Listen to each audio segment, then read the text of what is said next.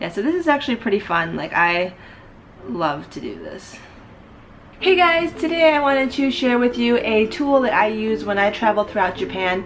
Even though I've studied Japanese for a number of years now, there are still plenty of Japanese characters that I can't read or write or say. And so the language barrier is still an issue for me as well when I travel. And I know that for anybody that hasn't traveled in Japan, like, Japanese is just a completely new universe, and it's very daunting and intimidating, and it actually deters people from coming here because the language barrier is just so high.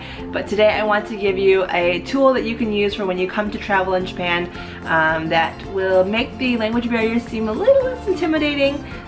So let's do that. It's actually quite simple, I think, and it's a lot of fun because it involves drawing, kind of. So it does take a little bit of artistic skill, but you can do it. You can do it. And if you're already studying a second language or are fluent in multiple languages, this is already a tool that you probably use. So first thing you're going to need is your smartphone. So if you don't already have that in hand, go grab it and let's get started. So if you don't already have the Google Translate app downloaded on your phone, go ahead and do that first. And then once it's finished, go ahead and open up the app. And when you open it, you'll notice at the top there are two languages. The first one is the language that you want to translate from, and then the second one is the language you want to translate into. So for the purpose of this video, you're going to have Japanese selected as the first language and English as the second. If they're not already selected, all you have to do is click on the first language and switch it.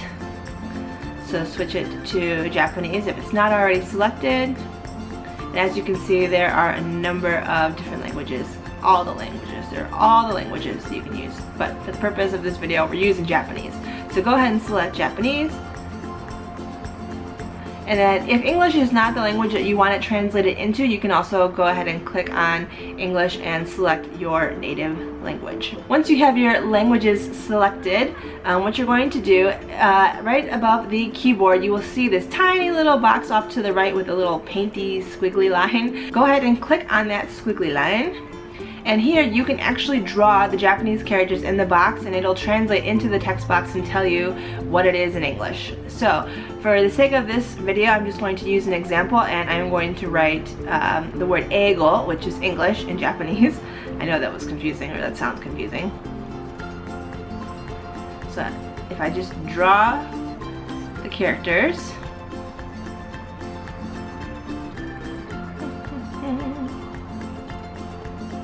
and there you have it. And when the letters get entered into the text box, it'll give you what it means in English, and then if you click the blue arrow, it'll give you the proper definition, and then right below where the characters entered the text box, it'll give you the Japanese pronunciation. So as you can see right below where my Japanese characters are, it says eigo, E-I-G-O, eigo, which is English in Japanese.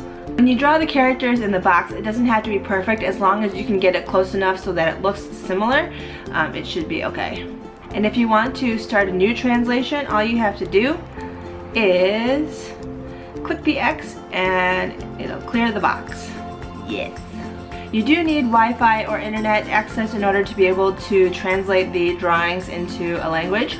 So just be aware of that. But Tokyo in particular has done an impressive job with implementing free Wi-Fi everywhere. So if there's something that you need to translate or read, it should be completely fine just to connect to the internet and be able to draw the characters.